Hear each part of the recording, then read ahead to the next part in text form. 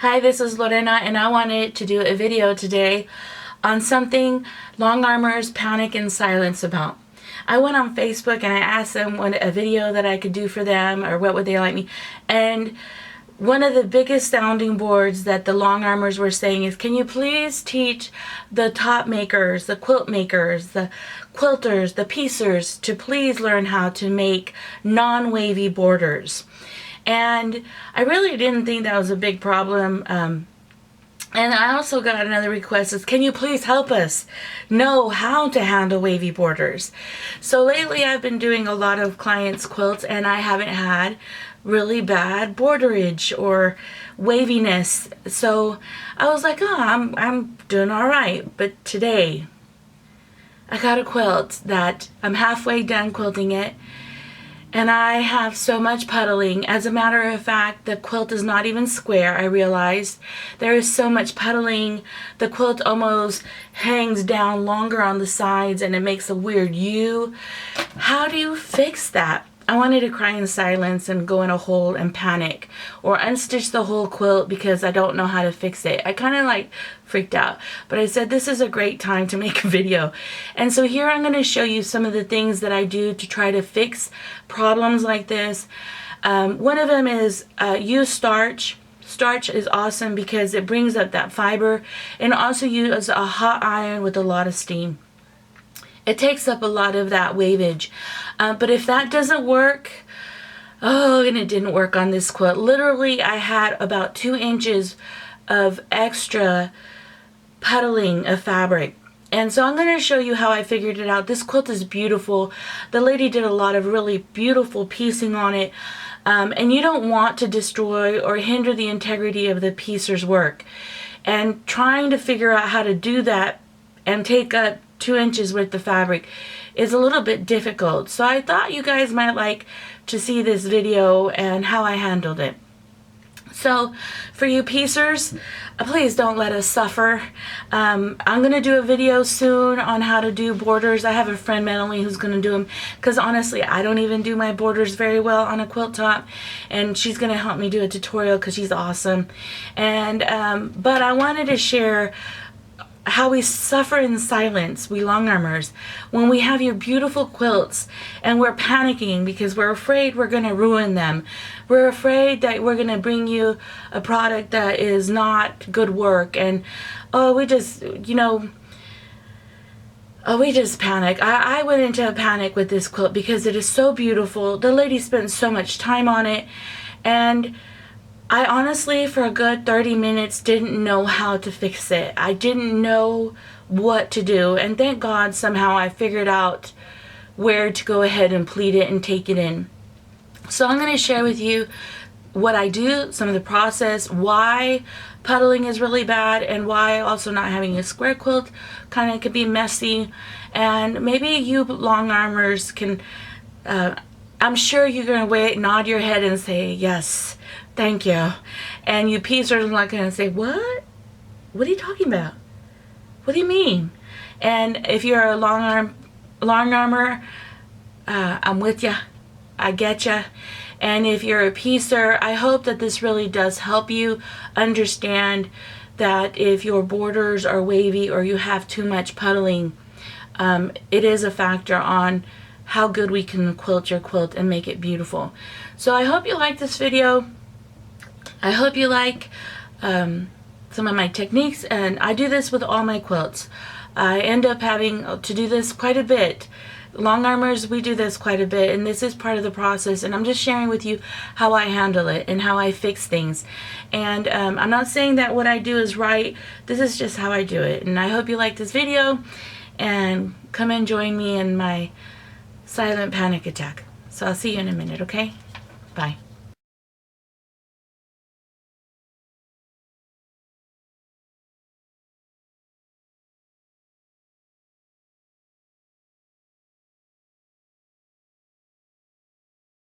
Show you the quilt top, and you can see that it's angling down, like the sides are longer, and I'm showing you how it's angling down. Now let me say this quilt on both sides was angling downwards like a backwards U, And so when I started trying to square up the quilt, you could see as I started lifting up the fabric, I get a lot more border puddling. Here I'm trying to straighten it up for you, and you see all this extra fabric. When you iron it, you're going to lose a lot of that extraness. It's going to shrink up a little bit. But the truth is this was a lot. It's almost, when I was grabbing it, it was like a good 4 inches of extra fabric, but with the ironing and the starch, it only became 2. Also know that sometimes a quilt will only do this on one side. It's not necessarily on both. And so it's just part of the quilt, the way the pieces are pieced atop.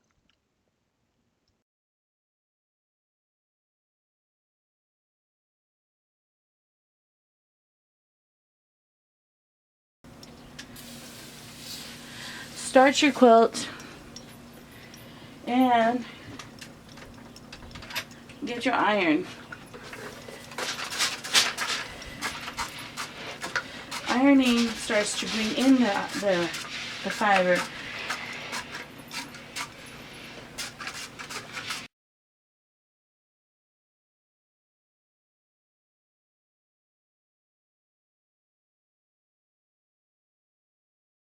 So one of the things that I do to fix this is I find an area where I can pleat in, where it doesn't affect the design.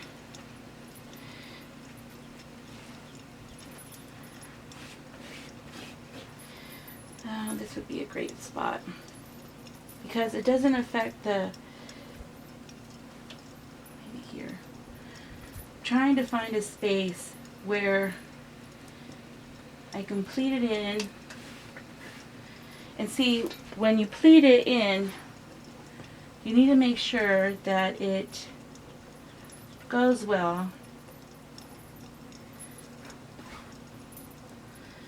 with the design. And this is kind of the design here. You see the mess? That's a mess. That's a quilter's nightmare. A piece or it's the long arm quilter's nightmare. It really is, because you don't want to change the integrity of the quilt, but at the same time, you can't really quilt it this way. So if you pleat it up, then it changes this pleat and it changes the design. If I pleat it here, which I think could be an opportunity, like a small little tuck right there, a small little tuck right here, and you see how I'm making sure there's a point here, and then there's a V point here. There's a point there, and there's a point there, so I'm not changing the design, and I make sure that everything here is lined up. Do you see that? Then I'm gonna get my iron. This is horrible. Once you do that, it kind of shifts the whole quilt, and you don't have that much pleating here. So initially, let me go back out. I was thinking of doing the pleat here, doing a pleat right here, because I had a straight seam going all the way up, and even if I had it, I have a seam here too. So I have a seam. I could have tucked it in there. The quilt looks as if this is exactly like this. Maybe it's a little bit narrow because I had to bring up the quilt. Let's go on the other side. So I'm going to starch it again so I can get up, take up as much as I can. I want this to be as even as I can get it. And so here you can see, so that her quilt is pretty square. Right now, the quilt is doing this on me, because if you look at this right here, this is angling, even in this direction. If I quilt it this way, it's angling this way. So I'm going to go ahead and I'm going to pull the fabric as straight as I can get it. And I'm going to, and so there's all this wonderful puddling that we hate, Longarmers hate. And so I'm going to go ahead, and I already starched it. But if you notice, the quilt is still angling this way. I know you probably can't really see it as well as I can because of this room, So, do you see how a lot of the puddling is over here? It's right there. To get it to have this line go straight, you see how it's puddling? So, this is where I think all the angling started. So I'm going to go ahead and I'm going to try to tuck it in this space. No. Kind of tucking it exactly in the same area where I tucked the other pleat. Now, what I want to make sure is that I get a V here, that it's a V right here. We want it to look as if, I hope you see that, because this is where everything started going this way. And then I'm going to go ahead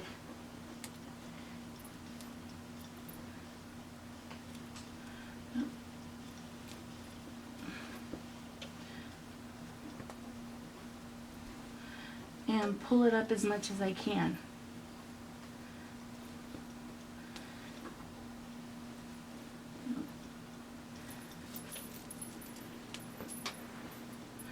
So where you see the shifting, or like the angling, like this angling, this is where you can try to tuck and fold. Now there's several seams you need to make sure. I want to make sure that this is angled as if she pieced it that way. Ooh, there. I want to make sure that these seams are straight.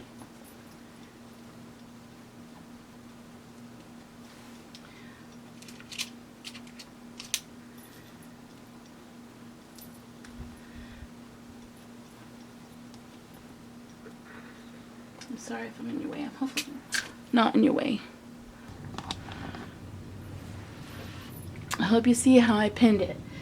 And this looks as if you don't even see that there was a seam here, but look how much fabric. I literally have taken up, let me measure it. I literally have taken up 1 inch on the fold and then 1 inch. So I'm taking up 2 inches of this quilt. And do you see how there's no more puddling anywhere? The quilt looks straight. Right there. So then we're going to go ahead and quilt that, and I'll go ahead and start the machine. Okay, I have my machine on pause, and here you can see the pins of where I kind of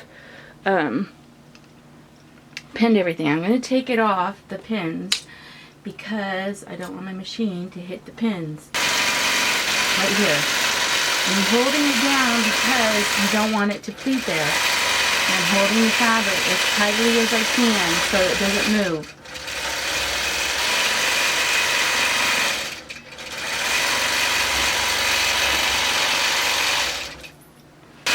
Your hand where the pleat is, so it didn't shift on you. Don't hurt yourself either.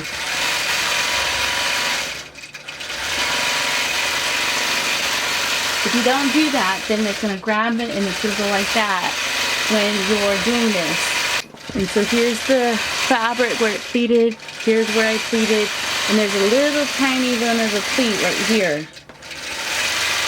But I'm going to hand stitch this so it's not even going to be seen. It's going to look like a seam, and the quilter's not even going to know that I fixed her quilt. Sometimes I tell my clients, sometimes I don't say anything. I do let them know that I had to take up the quilt a little bit, but if you look at it, it doesn't even look, this looks almost like this, just a little bit smaller, almost as if it was a design, part of the design. The reason I did that is so that it looks even, her quilt looks even, and then we're going to do the other side, okay?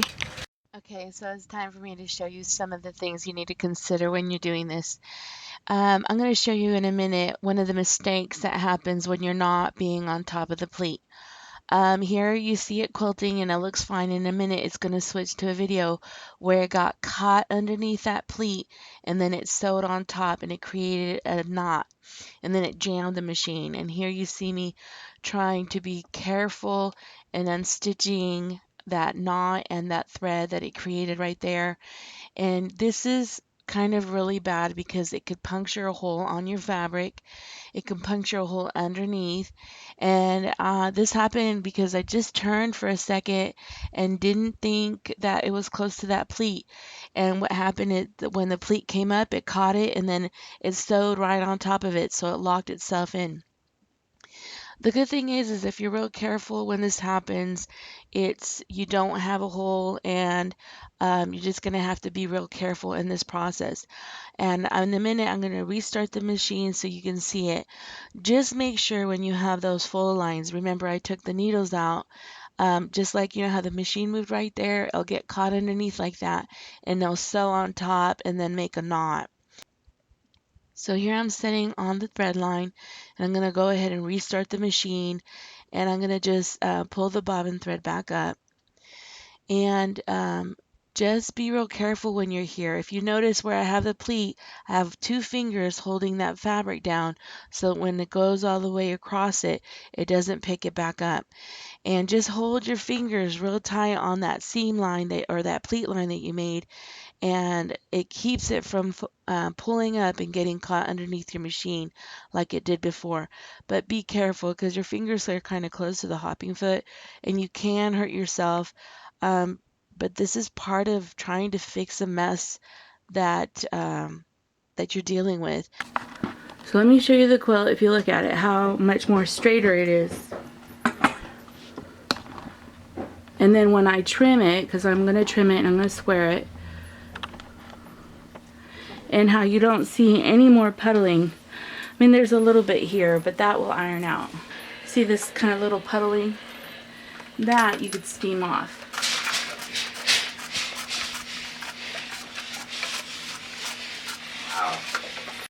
So now I want to go ahead and show you a picture of this quilt and how it looks square. And from a distance, you don't even know that I pleated anywhere. Now I'm going to show you also a close-up of the pleating. And here is going to show you a picture of it in a second. And right there is a pleating. This little leaf area is just a little bit smaller than the other leaves. But from a distance, you can see how the leaves are bigger, and just those two that are across from each other are the same size. I really do think this looks beautiful. It took some time to fix it. So okay, I fixed the quilt top. Though the awesome thing is it's completely square. I didn't suffer that long. It did take me an hour to figure this out. So this does take a lot of extra time when you're trying to fix something that's not right with the quilt top. But when I'm going to put some pictures, it looks beautiful. It is square now. It is even. The good thing is I pleated it in two areas that looked, it looks like it was intentionally done by the piecer. So I thank you for watching, and I thank you for subscribing, and please have mercy on your longarmers. Please, please help us do the best job possible by having borders that are not wavy, and also having your quilt top that is square. And so I hope you understand where we're coming from, and because honestly, this is hard. It is scary to jack up someone's quilt top that they've been working on for weeks. So have a wonderful day, and I'll catch you next time. See you later, okay?